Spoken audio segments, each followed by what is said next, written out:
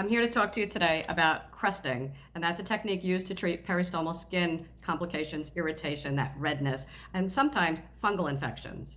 So I made a stoma for you with some skin irritation.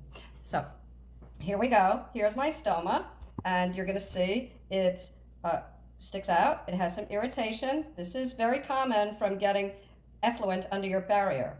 If it has these satellite lesions like you see here, it's usually fungal. To treat the peristomal skin complications, you want to use a stoma powder, such as this, okay? If you have a fungal infection or you suspect it's fungal infection, which is usually much more itchier, you want to use an antifungal powder such as nystatin or Z-Sorb, which is available at all your pharmacies and very inexpensive.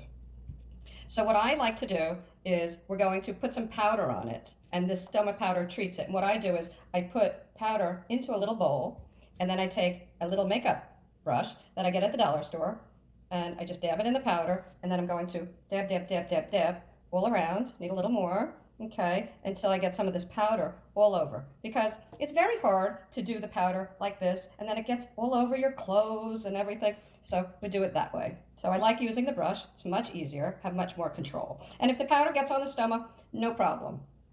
Then you're going to take a no-sting barrier, such as this, or a no-sting barrier prep such as this one, whatever you prefer, and you're going to dab it, okay? You're not going to wipe it, you're going to just dab all around like this, okay? All around, okay? And then let it dry a little, dry, dry, dry. You might want to get a fan, use your barrier, and sometimes if it's really bad, you might want to do it again. So here I go, and I'm going to do it again.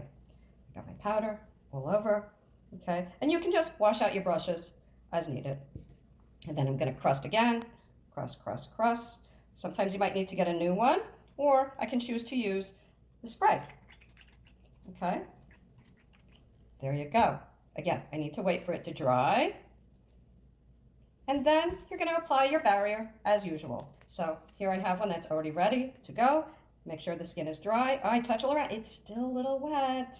Not ready. Really important to check it. Okay, and it's ready to go. And I'm going to peel my back off and press it on like so. Okay, so there you go. Thank you. Be sure to visit me at nurseanita.com for your virtual consults. Thank you.